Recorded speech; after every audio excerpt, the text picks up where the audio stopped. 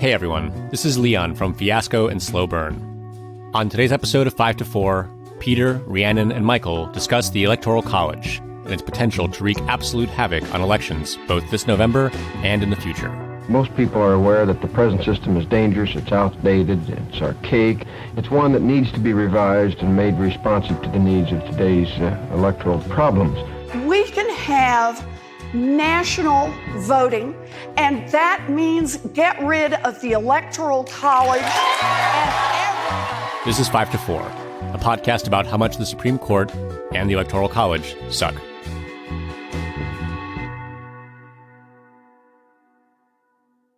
Welcome to 5 to 4, where we dissect and analyze the Supreme Court cases that have weakened America's immune system like a lifetime of poor nutrition. I am Peter. I'm here with Michael. Hey, everybody. And Rhiannon. Hi. Hi. And this is a special episode, the first in a month-long pre-election series of episodes that dig into the rotten core of our ostensibly democratic institutions. Let's do it. And today, we are looking at maybe the dumbest, most anti-democratic of our institutions, the Electoral College. Yes. That's right. Yes. Before we jump in, we should talk about the fact that Amy Coney Barrett's confirmation hearings are ongoing as of Monday of this week. I think for now, our basic position is A, she's probably going to get through, and B, confirmation hearings are just sort of political theater and aren't really substantively very interesting.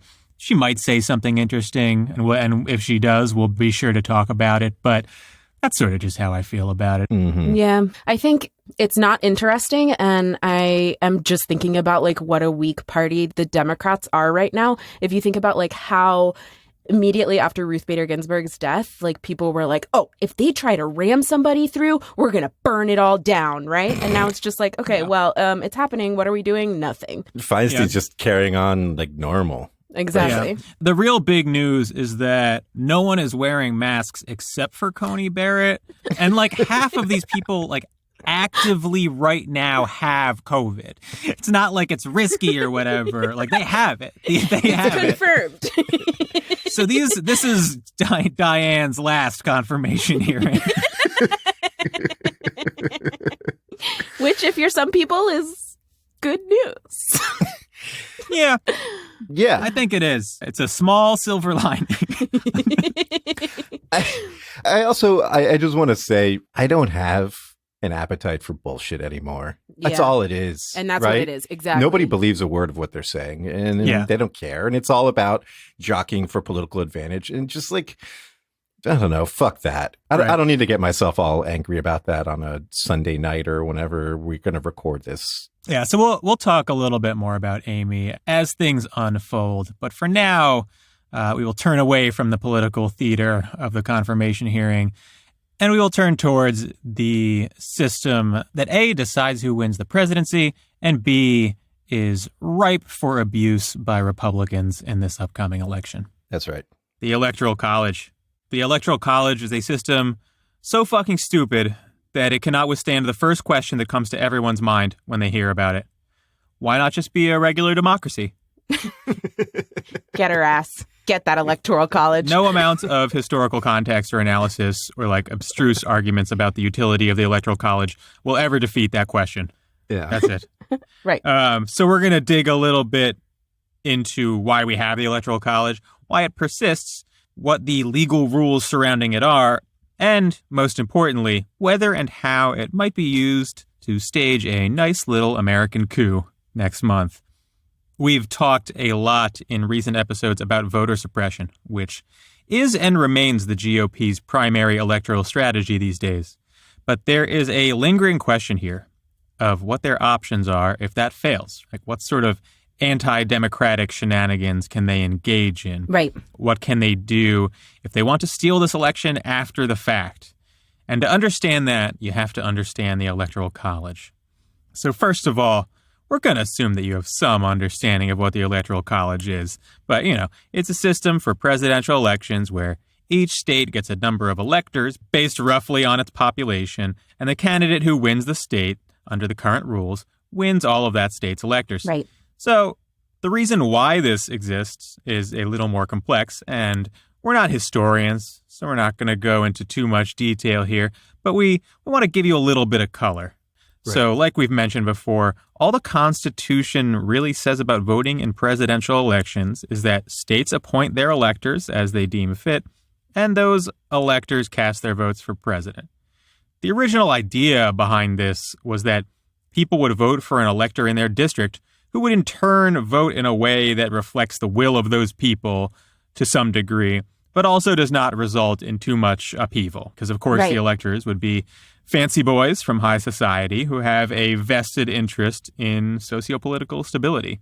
Right. And the fact that the outcome was meant to be controlled by elites, that really goes deep here. The system as it was originally designed would rarely produce a majority winner, which in turn results in the House of Representatives holding a vote on who wins. This all changed as political parties coalesced, and in the mid-1800s, we got to a point where most states were holding statewide votes where the winner takes all of the electors. And that's the system that reigns supreme today. Right. And, you know, in the modern day, electors themselves are selected through processes that vary state by state, but largely speaking are people who are nominated by the state parties, Democratic and Republican parties, and they all get together to officially vote in mid to late December. Right. So, you know, I don't want to turn this episode into pure bitching about the Electoral College, but I think it's important to understand the Electoral College not as like some sort of stroke of genius by our founding fathers, because that's how everyone tries to color it when you're like growing up. But it's deeply connected to the fact that our country as founded was really not a democracy in any meaningful sense and was a nation controlled quite directly by sociopolitical elites. And the Electoral College and all of the sort of inherently undemocratic components of American government are vestiges of these like anti-democratic oligarchic roots.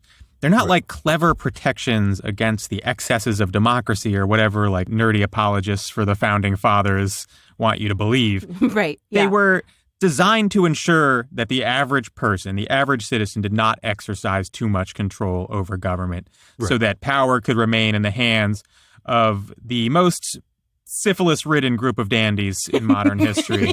That's right, exactly. And like every defense of this system is incoherent. A popular vote would be the only system where everyone's vote matters equally. Yeah. Everything else is just hand-waving bullshit. To me, that's sort of the bottom line. Exactly, yeah. No, that's absolutely right. Another thing about the Electoral College, though, is that it's super racist.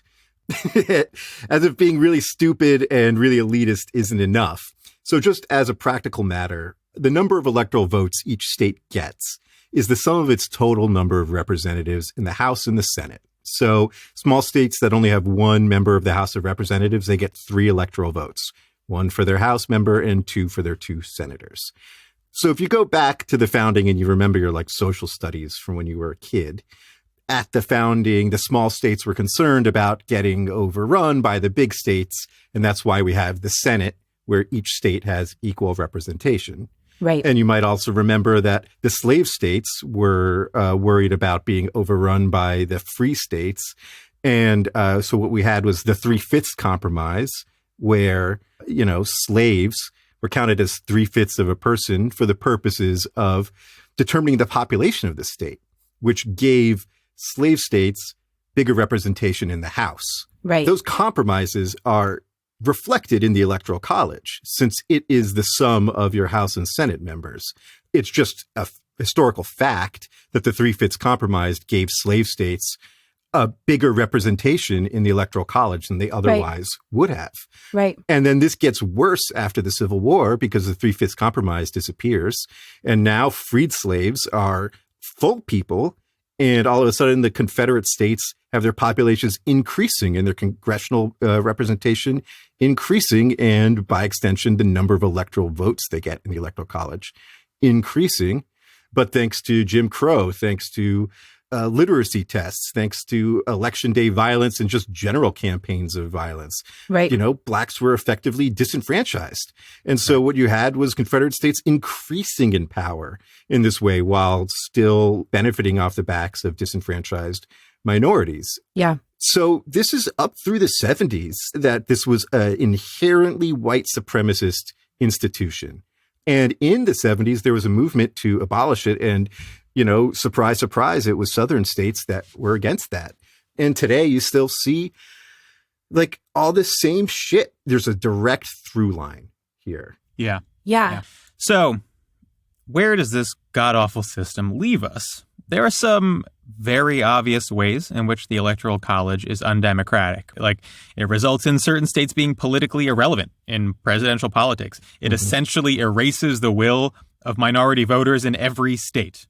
And when I say minority voters, I mean, whoever is not voting with the winning candidate in that state.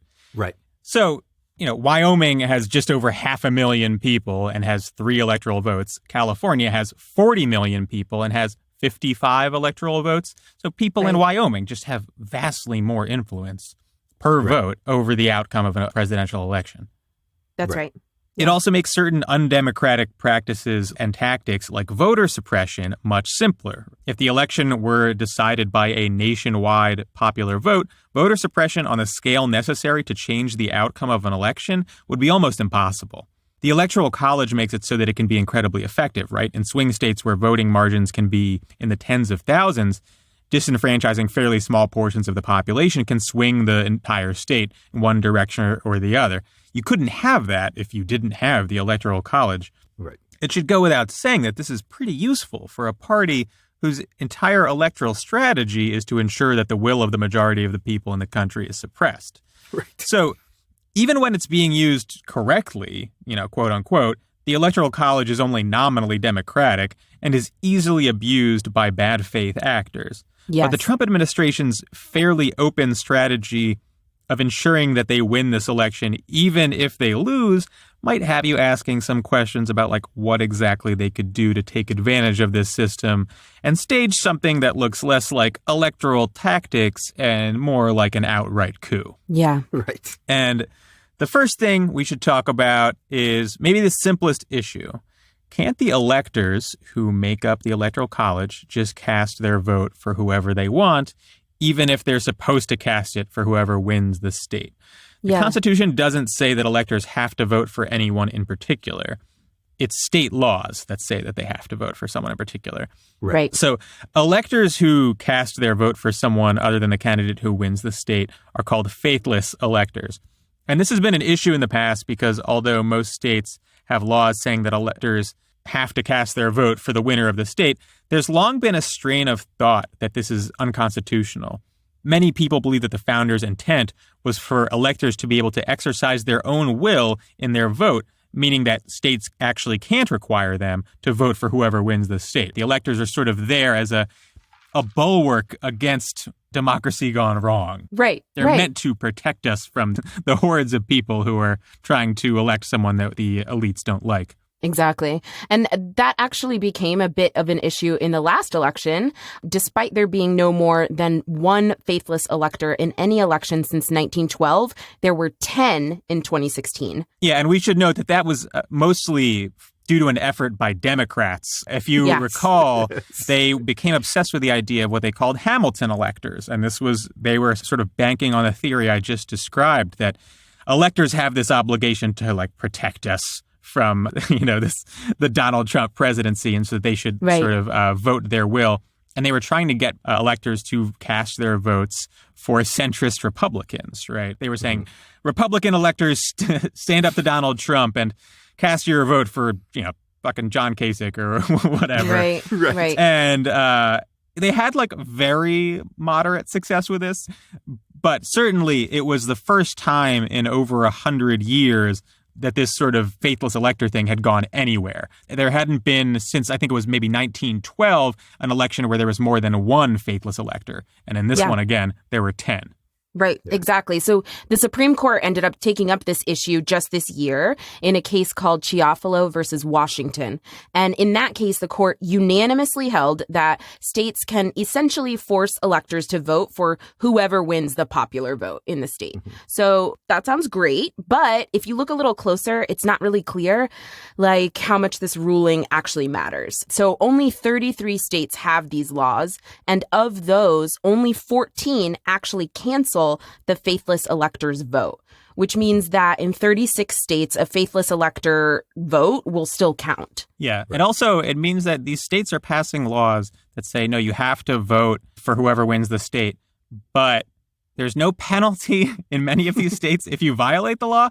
Yeah. And in many of these states, the vote still counts. So is that even a law? Right, exactly. A sternly worded warning. You better. Please don't do it. Exactly. So the next question, of course, is like, how much does this matter? The good news is the party of the candidate who wins the state chooses the electors. So the GOP may well be like openly questioning election results in certain states, but they're not likely to convince Democratic electors to switch teams.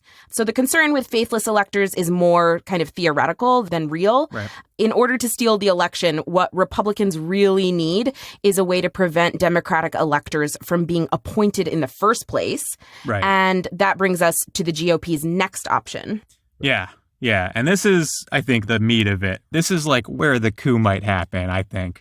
Yeah. So, again, the Constitution says that state legislatures shall direct, quote, the manner in which electors are appointed. So that there's a possibility that Republican-controlled legislatures in states that Biden wins, where it seems like Biden has won, could say, okay, we don't trust the results in our state, so we're going to appoint our own electors. And they just appoint electors, Republican electors, who will vote for Trump.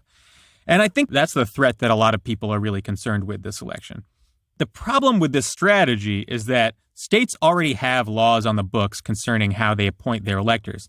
So it's unclear if they could actually change those laws after an election has already happened. Mm-hmm. And you also have the fact that Pennsylvania, Michigan, and Wisconsin have Democratic governors who may be able to veto these types of shenanigans if that's an option presented to them. And there's also the possibility, I'll talk about this in detail later, that Democrats, if they control the House and the Senate, could essentially reject those electors. Yeah. But again, the Constitution says very little about this. So there's a lot of room for interpretation that could be leveraged by Republicans if they needed it. Electors don't vote until well into December, so there's a real argument that the states have the option of changing how electors are appointed before then. The reason scholars have been saying, I think a lot of election law scholars have been saying it's unlikely, is that the state laws for each state provide that electors will go to the winner in that state. To change the rules after voting begins seems like it's sort of breaking what is essentially a compact with voters about how their votes are going to be tallied. But there are a couple of important things to remember here. One is that it's not clear what the Supreme Court would think about this argument. Right. Yeah. In Bush v. Gore, the conservative majority reasserted for the first time in decades that state legislatures could change the rules and appoint whatever electors they want. But the court didn't go so far as to explain whether they could do it after the election began, for example. Yeah. The other thing to remember, and maybe the more important thing, is that this isn't really about constitutional interpretation, right? The Constitution says almost nothing about this. This is about power. Right. Republican state legislators aren't reading the Constitution looking for the correct answer. Republican state legislators aren't reading anything at all. The takeout menu at Denny's. Easy layup, but I'm glad you took it. They just need some leeway to work with here, right? Like to essentially treat the vote in your state as invalid and appoint your own electors after an election already happened is clearly a bit insane. But if it's the only thing standing between Republicans and power, sorry to the election law scholars, but fucking Right. bank on it, dude. Right. Bank right. on it. Exactly. Exactly. This is state Republican politicians we're talking about. The lowest form of human life. Yep. Even like yes. congressional Republicans wouldn't stoop to these levels. Right. They're like right. barely sentient little parasites. The only question in my mind is whether the court is willing to essentially toss out the remaining crumbs of our democracy entirely and substitute with what's basically ruled by fiat. I think that is the real fundamental question. Right. So there is another possibility, which is that this gets decided by the federal government and specifically the House of Representatives. And this happens in the case of a tie or no candidate gains a majority. Don't worry if you're concerned, if this sounds like really uncertain, because our founding fathers have instituted the absolute dumbest fucking system imaginable to remedy the situation. James Madison's on the case. Don't worry. So if nobody has a majority, the House of Representatives will meet. And we should note this is the newly elected House of Representatives, not the current one. Right. Yeah. Yeah. And each state, not each representative, but each state will get a single vote for president. And it's winner take all, baby. Hell yeah. That's right. That's what I'm talking about. This is so incredible because how do you even come up with a system that ineffective? Right. I mean, it's just fucking bizarre. Right. It is. It is. Exactly. California, who are you voting for? Okay, that's one vote. And what about you, Rhode Island? Yeah, that's also one vote. Right. There are like 50 legislators in California, and there's one in Montana. And the guy in Montana gets the same. Right. You don't even have to say Montana. It's just like, Steve, who are you voting for? And another, this is kind of a remote possibility, but an interesting side note is that the Senate actually chooses the vice president, and every senator gets a vote. Yeah, fuck it. Why not just use a totally different system in the Senate? Sure. So it's actually not hard to imagine a scenario where you end up with an opposite party president and vice president. Yeah.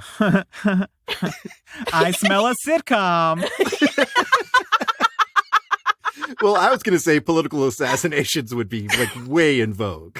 Just Biden and Trump just brawling like little like siblings in the Oval Office.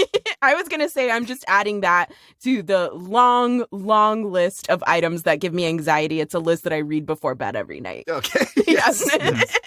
Yeah, like Arya's kill list in Game of Thrones, Rhiannon's.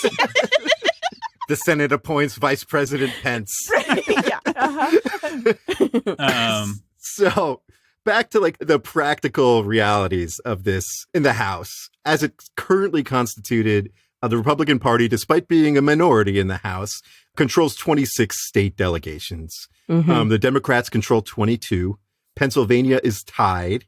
And Michigan is sort of tied. There are 7 Democrats, 6 Republicans, and Justin Amash. Amash? Who fucking... I don't know. And not to be my Palestinian dad real quick, but Amash sounds Arab, gotta say. Fuck it. He's retiring. He's going to be replaced by a Republican anyway, so whatever. Yeah. So, look, Republicans right now, like, it's easy to see how they could retain control of 26 delegations. Mm-hmm. It's not outside the realm of possibility that Dems could, flip that. Although it seems unlikely. But like we said, Montana only has 1 representative, and that's like a lean Republican. Alaska only has 1 representative, and that's also lean Republican. But those are competitive races. Yeah. It's hard to do voter suppression in Alaska because there are no minorities. It doesn't work up there. Well, indigenous people. Yeah. All right, cut that. Gotcha.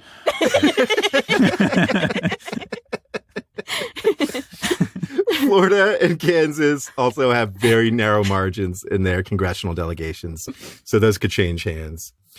You might be thinking reasonably, if there's a big enough Dem wave to like flip these delegations and give Democrats control of 26 state delegations, then wouldn't Joe Biden have enough, electoral votes to just not make this an issue? Yeah. But, again, like, it's a real possibility. The Pennsylvania State Republican Party, they have legislators there who've already floated this to the press, that they are considering trying to appoint their own electors. They have a Democratic governor, and it would be its own sort of constitutional mess if they try to do that.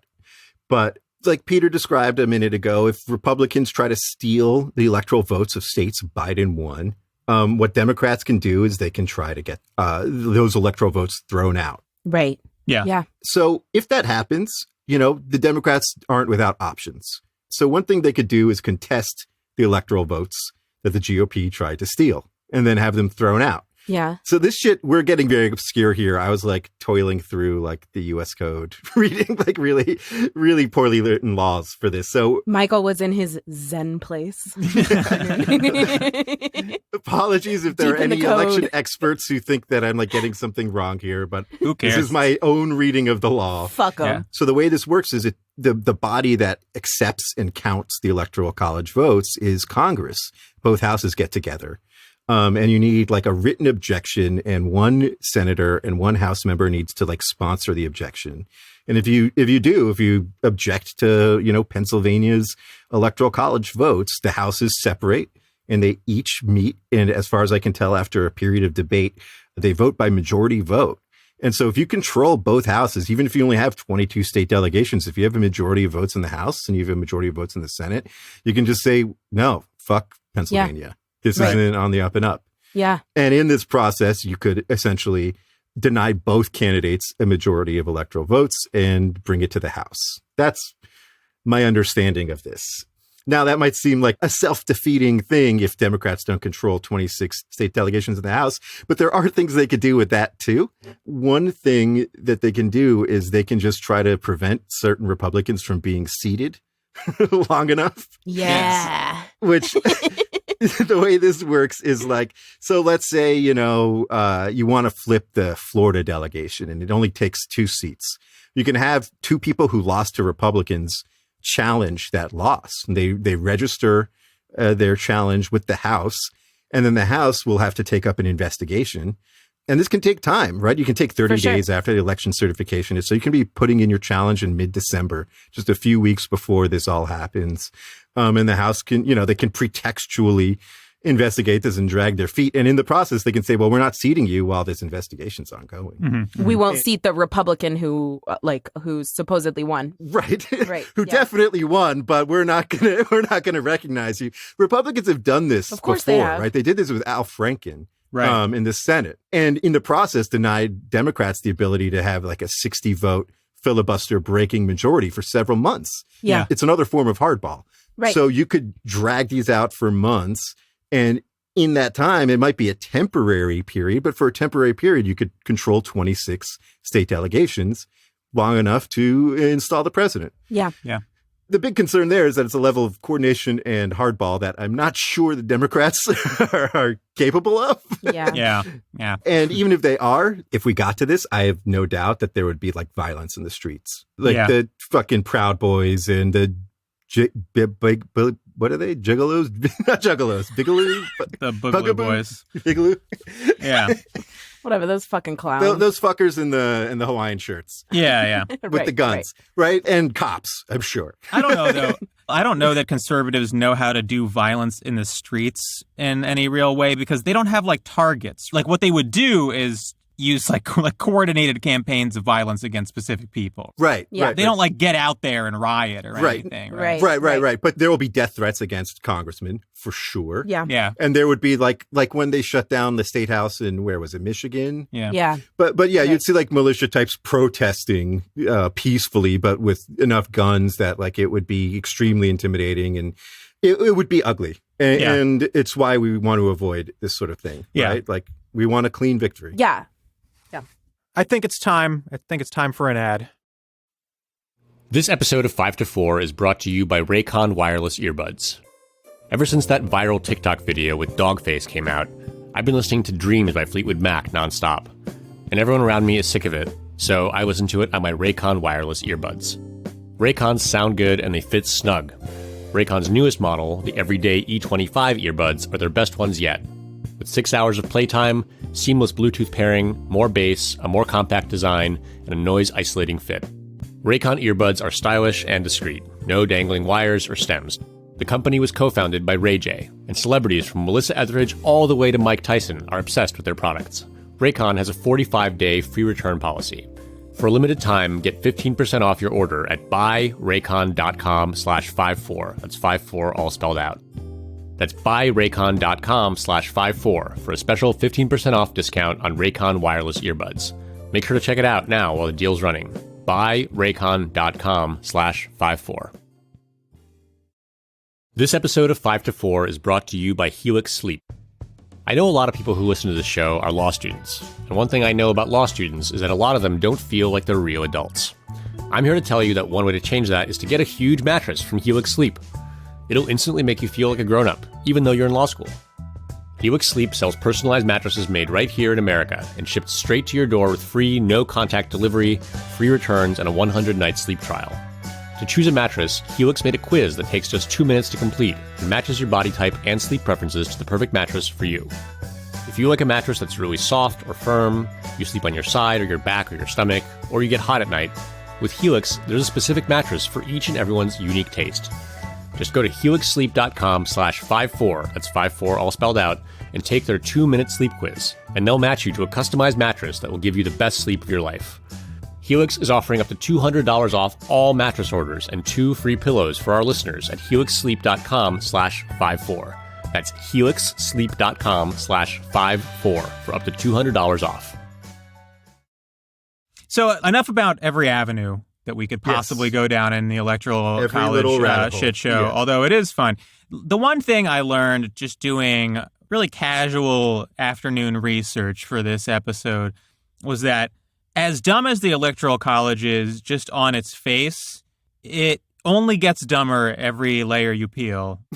Right. Like a stupid onion. You peel one layer back and underneath is something even dumber and you're like, holy shit, this goes all the way to the core. It's sort of crazy.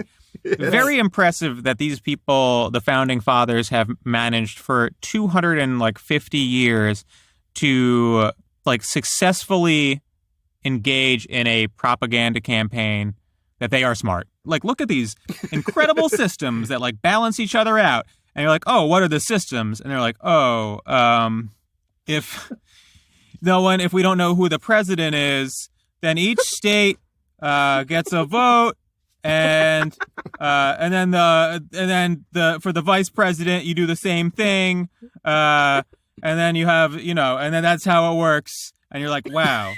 Wow, right. Alexander Hamilton. Thank you Incredible. So much. You deserve all those statues all across the country.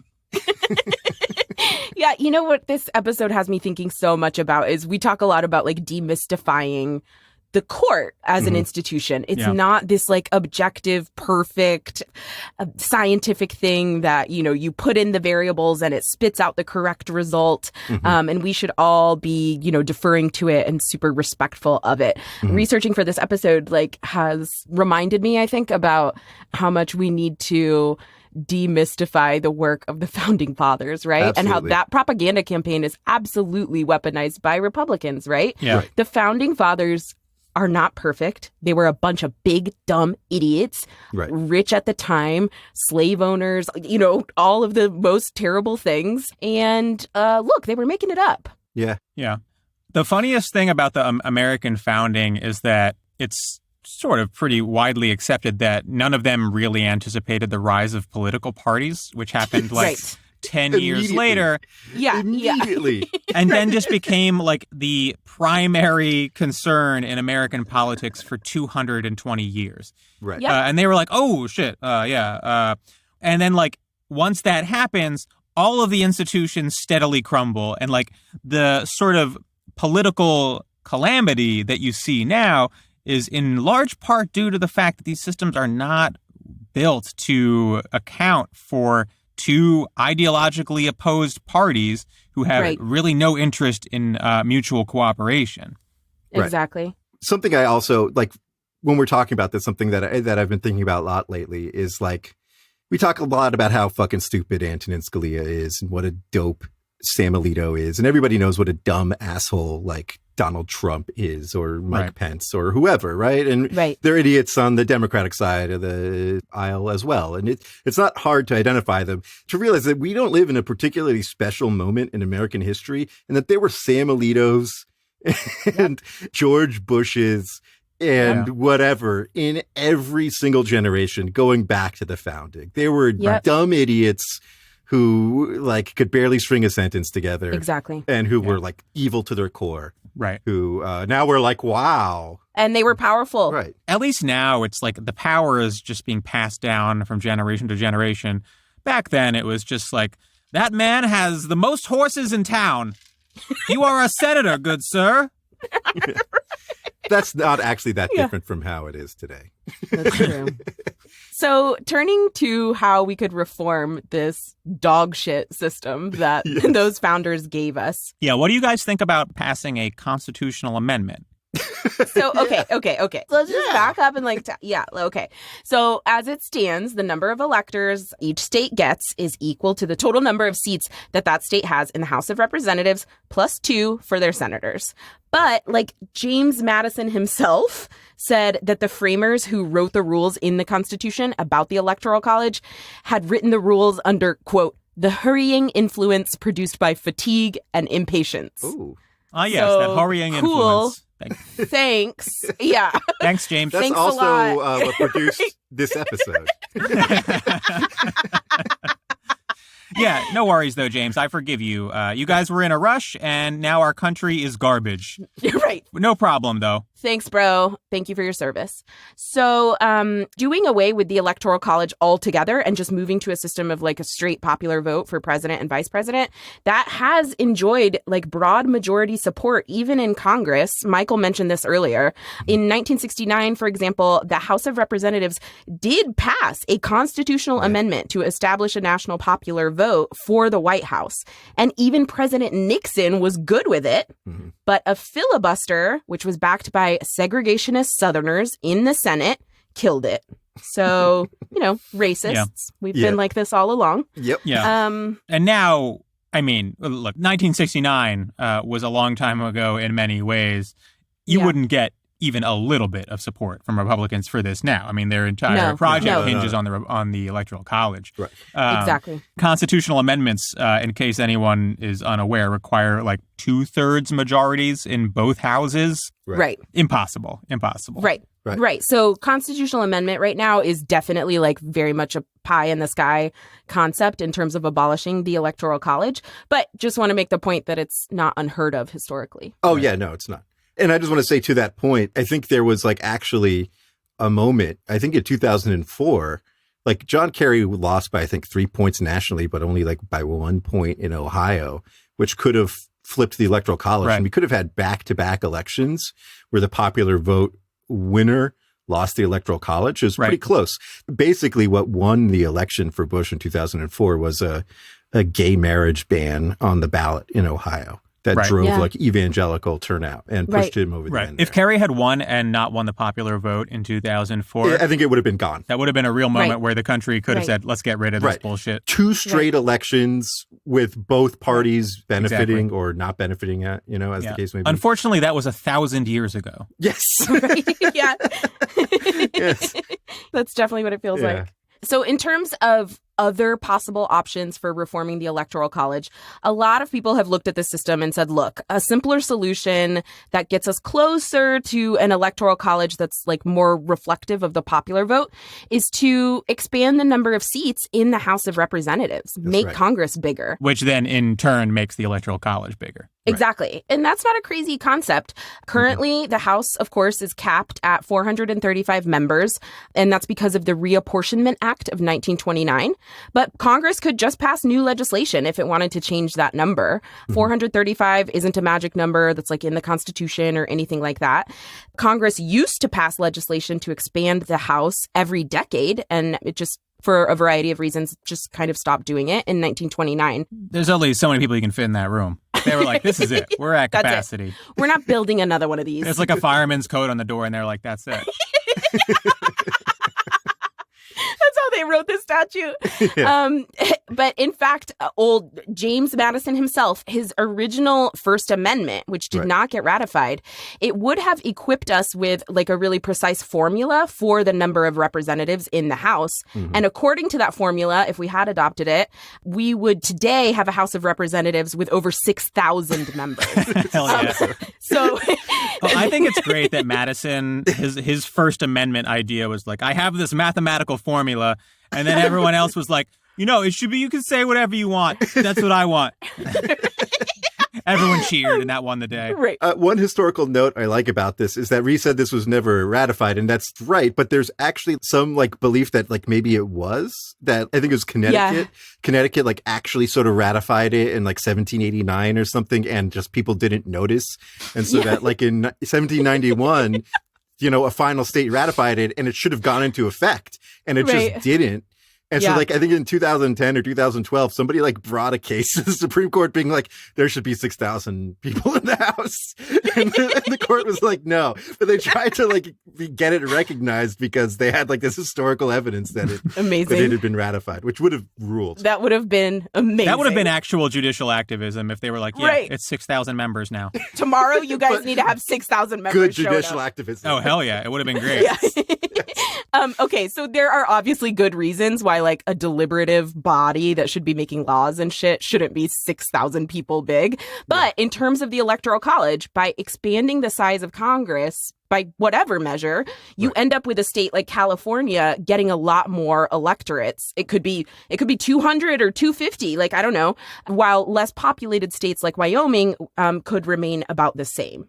Right. So California is 80 times the population of Wyoming. So if its electoral votes were proportionate, instead of 55 electoral votes, it would have 240. That's how it's being disadvantaged here in the Electoral College compared to Wyoming. Great system. And just want to give a really quick shout out to listener Casey, who wrote to us about this. Yeah, marking the first genuinely intelligent communication we've received from a listener in the history of our podcast. Not true. It's not true. What's another one? So, I actually really like this idea. It makes, for one thing, my understanding, at least I'm not like a super expert in this area, but my understanding is it makes gerrymandering much more difficult. Right. Which would be great, not only for like political purposes, but also just on like more fundamental like fairness purposes. And it would make the Electoral College itself more fair by like making the number of votes each state get a little more tied to the actual population and more reflective of the relative size of each states, such that like Wyoming residents aren't getting like 7 times the influence or whatever it is over like California residents. Right. It seems good on a number of levels. Absolutely. So. I mean, we're joking about, a 6,000 member Congress, but of course it doesn't need to go that high. Doubling the number of representatives in the House would be hugely significant in terms of reducing the sort of unfairness, the inherent undemocratic nature of the Electoral College. Right. Doing that would likely, for Democrats at least in the short term, increase their political power by like giving them, I think, a stronger foothold in the House of Representatives and in the Electoral College, while at the same time decreasing the political power of any individual representative, since they're going to be 1 out of, 900 instead of 1 out of 435, which is why it'll never happen, because they are too fucking stupid to think about, that like maybe in a more powerful party, my influence could be like more meaningful. Right. Yeah. They'd be in the short term sacrificing their own sort of immediate power.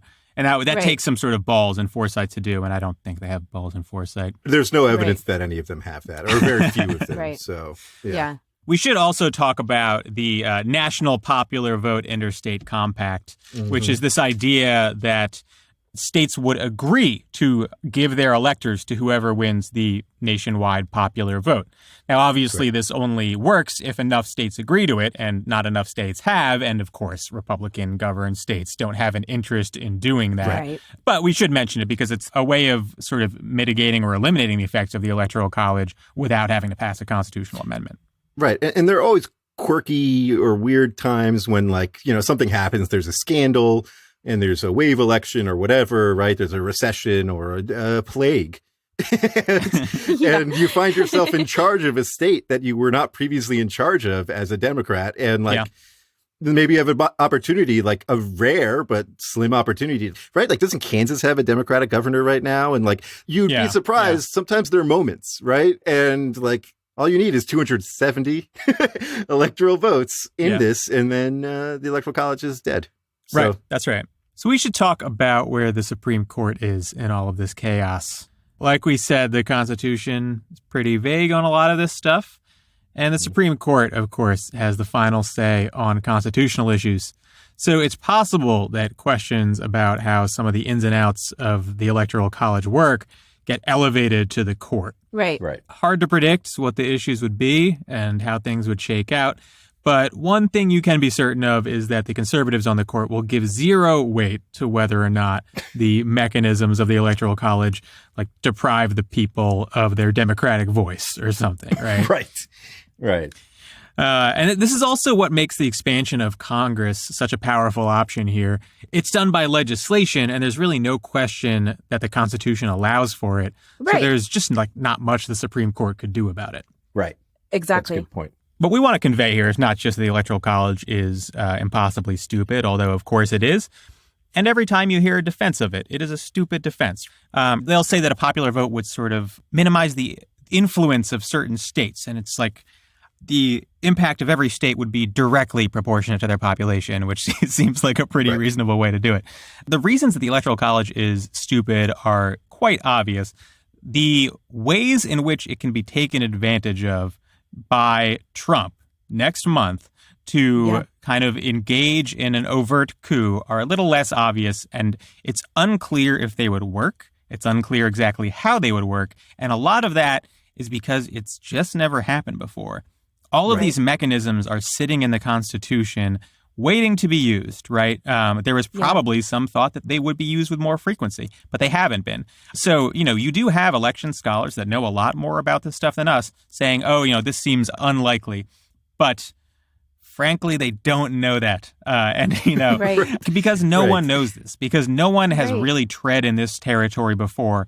What do you do when you get to a point where there is a party that has no interest in actual democracy and tons of interest in retaining power? Right. There's really no way to know exactly how this could play out. We've described some of the mechanisms of the Electoral College and how they could aid in a Trump administration effort to hold on to control of the presidency.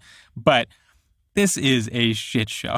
I mean, this is a complete and total mess. And that is honestly the takeaway of this episode. Right. A very compelling argument for the popular vote, even if you think the Electoral College has many merits, is just everything we just described about what Republicans are talking openly about doing and what they might be able to do. Yeah. Right. That's just an intolerable risk. Like, maybe they try and they fail, but maybe not. Or maybe, they don't fail in 2024. Right. Why even leave this mechanism lying around, right? It's just a loaded gun. Yeah. Absolutely. All right. Next week is a special episode on gerrymandering. Oh, yeah. We'll be talking primarily about the 2019 case, Rucho v. Common Cause. Follow us on Twitter at 54pod.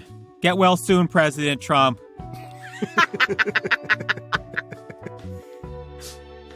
5-4 is presented by Westwood One and Prologue Projects. This episode was produced by Katja Kumkova with editorial oversight by Leon Nafok and Andrew Parsons. Our artwork is by Teddy Blanks at Chips NY, and our theme song is by Spatial Relations. From the Westwood One Podcast Network.